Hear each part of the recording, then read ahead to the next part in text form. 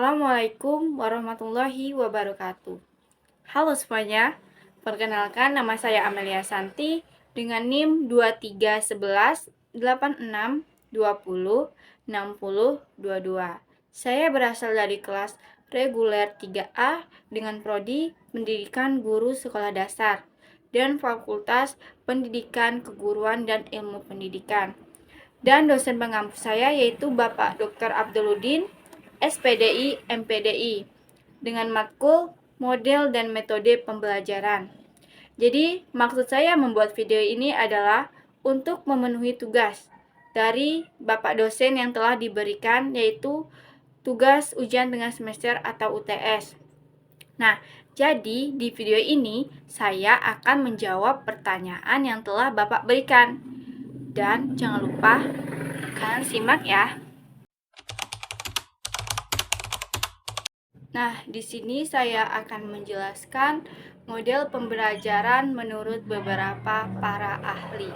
Yang pertama itu ada Trianto pada tahun 2010 menyebutkan bahwa pembelajaran adalah suatu perencanaan atau pola yang digunakan sebagai pedoman merencanakan pembelajaran di kelas atau pembelajaran tutorial. Nah, jadi model pembelajaran ini mengacu pada pendekatan pembelajaran yang digunakan, termasuk di dalamnya tujuan. Jadi, tujuannya adalah pengajaran. Jadi, tahap-tahap ini dalam pembelajaran lingkungan, pembelajaran jarak, dan pengelolaan kelas. Untuk selanjutnya itu dari Arets pada tahun 1997. Jadi dia menjelaskan bahwa mode pembelajaran itu adalah pendekatan tertentu terhadap instruksi yang terdiri dari tujuan, sintak, lingkungan, dan sistem pengelolaan. Terus yang ketiga ada Adi pada tahun 2000. Jadi Adi ini menjelaskan bahwa mode pembelajaran itu adalah kerangka konseptual yang digambarkan prosedur untuk mengorganisasikan pengalaman pembelajaran. Selanjutnya ada metode menurut beberapa para ahli. Yang pertama itu adalah menurut Jamarah SB pada tahun 2006. Jadi dia menyatakan bahwa metode itu adalah suatu cara yang dipergunakan untuk mencapai tujuan yang telah ditetapkan dalam kegiatan belajar mengajar. Jadi metode ini diperlukan oleh guru agar penggunaannya bervariasi, tidak itu-itu saja dan tidak membuat anak-anak didik merasa bosan dengan pembelajaran itu-itu saja. Terus ada yang kedua itu ada Abdurrahman Ginting. Jadi Abdurrahman Ginting ini berpendapat bahwa metode pelajaran itu adalah pola atau cara yang khas untuk memanfaatkan prinsip pendidikan dari berbagai teknik dan sumber daya yang terkait pada proses pembelajaran peserta didik. Abdul Ahmadi dan Joko Triprasetya pada tahun 2015, yaitu dia menjelaskan bahwa metode yang dikuasai oleh guru untuk menyajikan mempelajarkan kepada siswa di kelas baik secara individu atau kelompok dapat diserap dengan baik di mana dimanfaatkannya oleh peserta didik. Jadi di sini ada mode pembelajaran yang bisa digunakan seorang guru dalam melakukan pembelajaran. Yang pertama itu ada index card match atau mencari pasangan. Jadi pengertian dari index card match atau mencari pasangan ini adalah model pembelajaran yang cukup menyenangkan digunakan untuk mengulang materi yang telah diberikan sebelumnya. Jadi materi baru pun tetap bisa diajarkan dengan catatan peserta didik diberi tugas mempelajari topik yang akan diajarkan terlebih dahulu nih. Jadi sehingga peserta didik ketika masuk ruangan kelas sudah memiliki bekal pengetahuan. Dengan model pembelajaran index card match, peserta didik dapat belajar aktif dan berjiwa mandiri Walaupun dilakukan dengan cara bermain, model pembelajaran in the card match dapat merangsang peserta didik untuk melakukan aktivitas belajar secara bertanggung jawab dan disiplin. Jadi ada langkah-langkah dalam model pembelajaran in the card. Jadi kita sebelum melakukan pembelajaran in the card match, jadi kita harus tahu nih apa saja yang harus kita lakukan terlebih dahulu sebelum melakukan pembelajaran tersebut. Yang pertama, guru mungkin bisa membuat potongan kertas atau kartu sebanyak jumlah peserta didik. Nah, peserta didik yang ada di kelas. Terus, kertas tersebut dibagi menjadi 2 bagian yang sama. Pada separuh kertas ditulis pertanyaan tentang materi yang akan diajarkan. Lalu, setiap kertas tersebut berisi 1 pertanyaan. 1 pertanyaan apa? 1 pertanyaan pada separuh kertas yang lain. Ditulis jawaban dari pertanyaan-pertanyaan tersebut. Sebelum kita bagikan kartunya, dikocok terlebih dahulu sehingga akan tercampur antara soal dan jawaban. Selanjutnya ada model pembelajaran berbasis masalah atau PBM. Jadi, pengertian dari model pembelajaran berbasis masalah. Model pengajaran berdasarkan masalah ini telah ditinjau secara umum. Pembelajaran berdasarkan masalah terdiri dari menyajikan kepada siswa situasi masalah yang autentik dan bermakna yang dapat memberikan kemudahan kepada mereka. Terus, untuk melakukan penyelidikan dan inquiry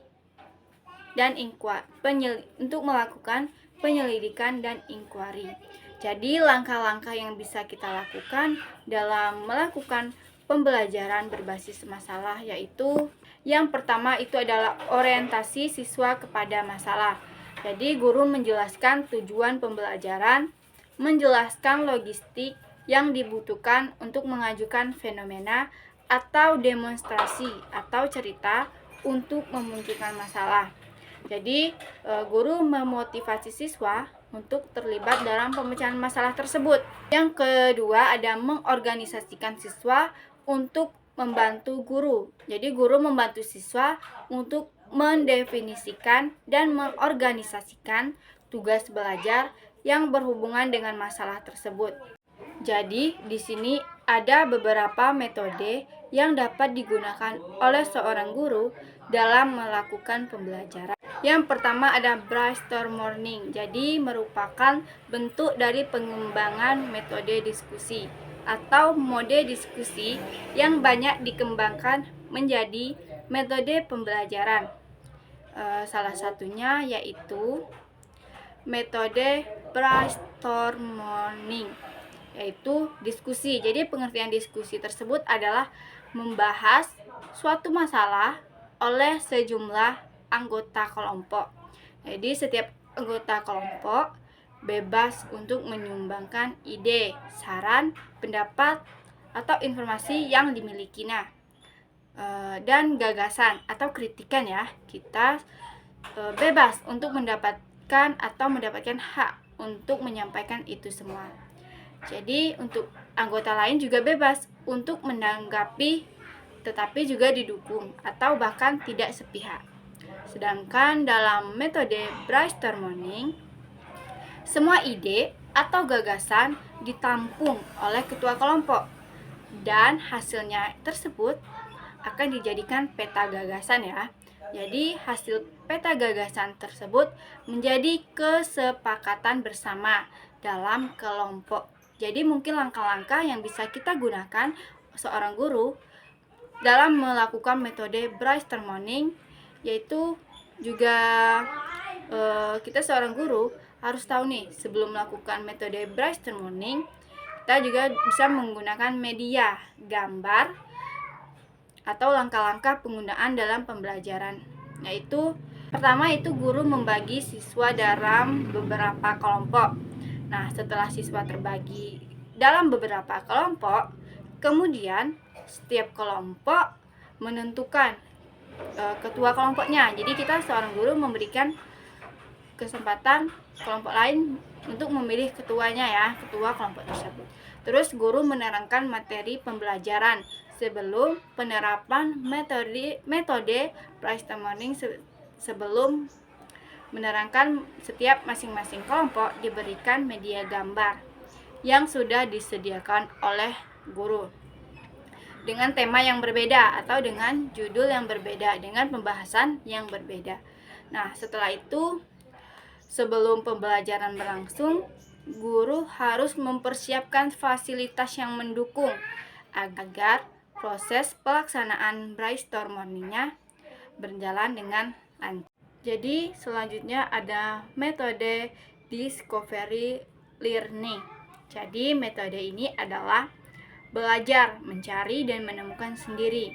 Jadi dalam metode ini, sistem belajar mengajar ini, guru menyajikan bahan pelajaran yang tidak berbentuk final, tetapi anak didik diberi peluang untuk mencari dan menemukan sendiri dengan menggunakan teknik pendekatan pemecahan masalah.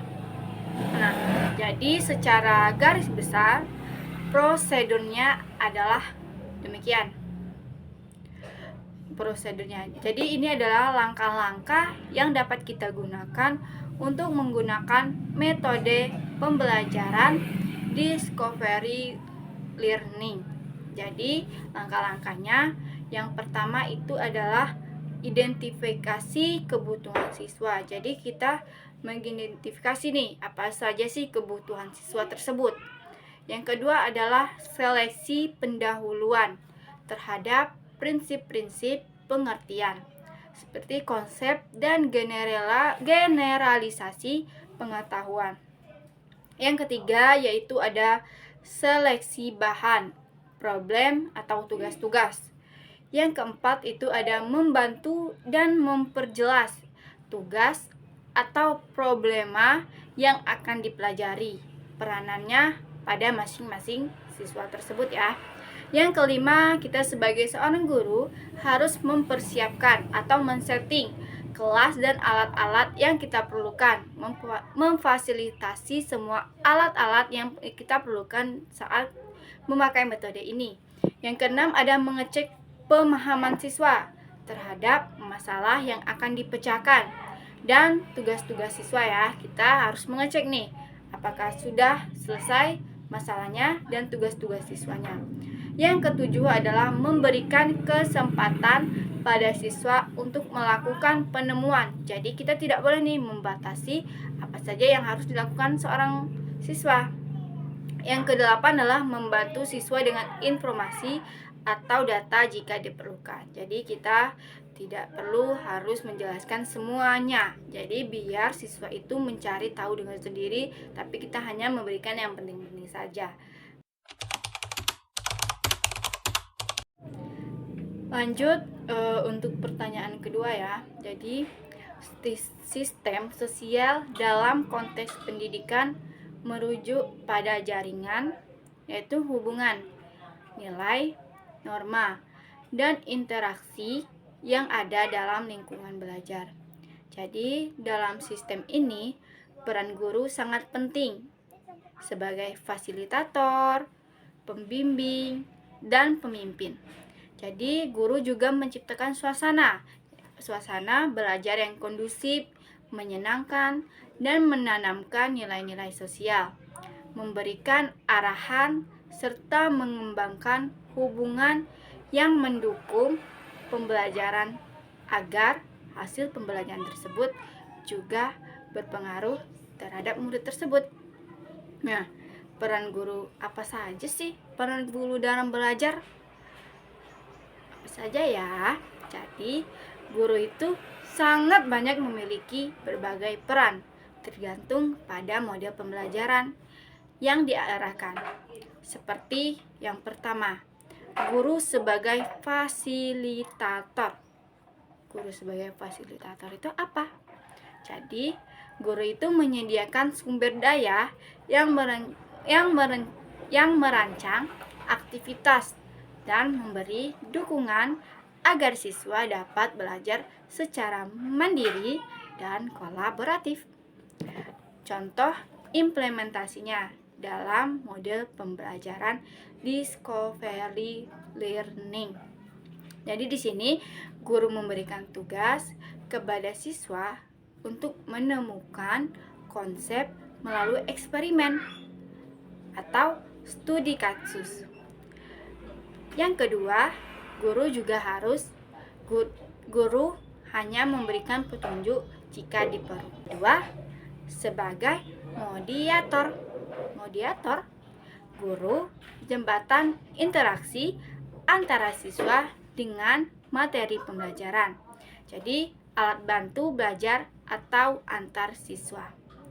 Jadi, contoh implementasinya yaitu dalam cooperative learning. Jadi, guru mengatur siswa dalam kelompok dan memandu diskusi sehingga semua anggota berantisipasi aktif. Tidak ada yang aktif sendirian ataupun tidak ada siswa yang malah. Yang ketiga, apa? Yaitu sebagai motivator.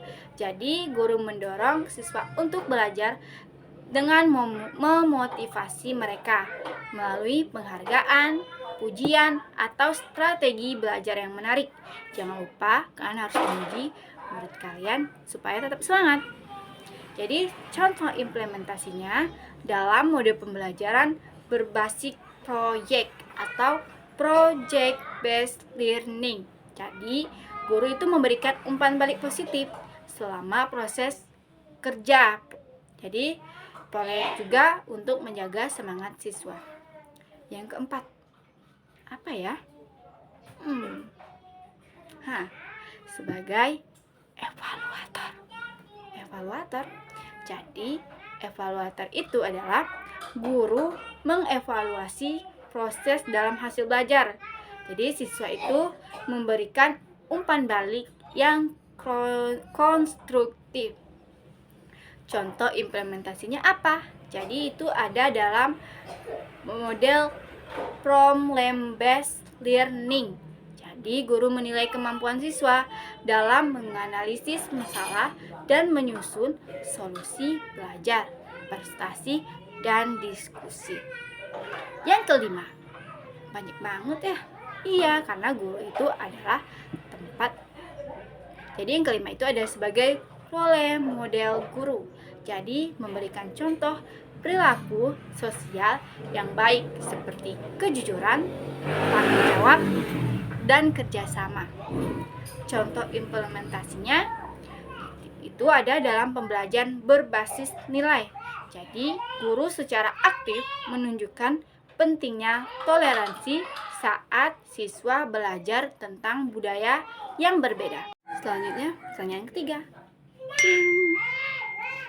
Jadi, model pembelajaran kontekstual teaching and learning atau CGL. Jadi, menghubungkan pengetahuan dengan kehidupan sehari-hari, mendorong siswa untuk menerapkan pengetahuan dalam konteks nyata. Jadi, sintak model CTL itu mencakup 7 langkah. Yang pertama, konstruktivisme. Yang kedua, penyelidikan. Yang ketiga, bertanya. Yang keempat, komunitas belajar. Yang kelima, pemodelan. Yang keenam, refleksi. Dan yang ketujuh adalah penilaian autentik. Sistem pendukung CTL meliputi lingkungan belajar yang interaktif dan kolaboratif. Dampak pembelajaran CTL terlihat pada peningkatan motivasi, pemahaman, konsep yang baik, serta kemampuan siswa dalam memecahkan masalah yang nyata. Yang kedua, ada model pembelajaran kooperatif. Jadi, kooperatif ini adalah metode yang mendorong kolaborasi antara siswa untuk mencapai tujuan belajar. Jadi komponen utama dari model ini itu mencakup sintak model, yaitu langkah-langkah pelaksanaan sistem sosial yang menggambarkan interaksi antara peserta didik. Terus prinsip reaksi yang menunjuk respon guru terhadap aktivitas siswa, dan sistem pendukung yang mencakup fasilitas dan sumber yang diperlukan. Terus ada dampak pembelajaran kooperatif, yaitu meliputi peningkatan keterampilan sosial dan pemahaman materi yang lebih baik, serta peningkatan motivasi belajar siswa.